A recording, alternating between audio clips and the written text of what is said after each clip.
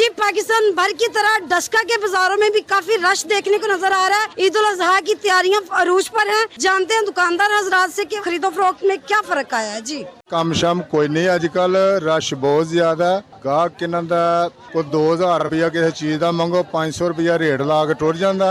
ਇਸ ਵਾਸਤੇ ਅੱਜ ਕੱਲ ਕਾਰੋਬਾਰ ਕੋਈ ਨਹੀਂ ਹੈ। ਉਹ ਇਦੀਆਂ ਗੱਲਾਂ ਨਹੀਂ ਰਹੀਆਂ ਜਿਹੜੀਆਂ ਅੱਜ ਤੋਂ ਪਹਿਲਾਂ ਹੁੰਦੀਆਂ ਹਨ। ਅੱਜ ਤੋਂ ਪਹਿਲਾਂ ਬਹੁਤ ਅੱਛੇ ਕਾਰੋਬਾਰ ਹਨ ਤੇ ਇਸ ਵੇਲੇ ਕਿਨਾਂ ਦਾ ਕਾਰੋਬਾਰ ਕੋਈ ਨਹੀਂ ਹੈ। ਕੋਈ ਸਿਰਫ ਈਦ ਦਾ ਰਸ਼ ਹੀ ਨਜ਼ਰ ਆ ਰਿਹਾ ਬਸ। ਨੇ ਕਾਰੋਬਾਰ ਹੈ ਹੀ ਕੋਨੇ। ਕਾਰੋਬਾਰ ਹੋਵੇ ਤੇ ਆਵਾਮ ਜਿਹੜੇ ਨਾ ਫਿਰ ਜਾਏ ਨਾ ਮੰਡੀ ਮੁੰਡੀ ਵੀ ਜਾਏ ਲੈ ਲਵੇ। ਕਾਰੋਬਾਰ ਦੇ ਹਾਲਾਤ ਨਹੀਂ ਹੈ। ਰਸ਼ ਹੀ ਤੁਹਾਡੇ ਸਾਹਮਣੇ ਖਰੀਦ ਰਫੋਤ ਹੈ ਹੀ ਕੋਨੇ ਕਿਧਰੇ ਵੀ। ਕਾਰੋਬਾਰ ਬਹੁਤ ਹਾਲਾਤ ਖਰਾਬ ਨੇ, ਮਹਿੰਗਾਈ ਬੜੀ ਏ ਤੇ ਲਿਹਾਜ਼ਾ ਹੁਕਮਰਾਨਾਂ ਨੂੰ ਰਹਿਮ ਕਰਨਾ ਚਾਹੀਦਾ। ਇਹਨਾਂ ਤੇ ਆਵਾਮ ਦਾ ਜੀਣਾ ਆਰਾਮ ਕੀਤਾ ਵੇ। ਇਹਨਾਂ ਨੂੰ ਖੁਦਾ ਖੋਫੀ ਕੋਈ ਨਹੀਂ।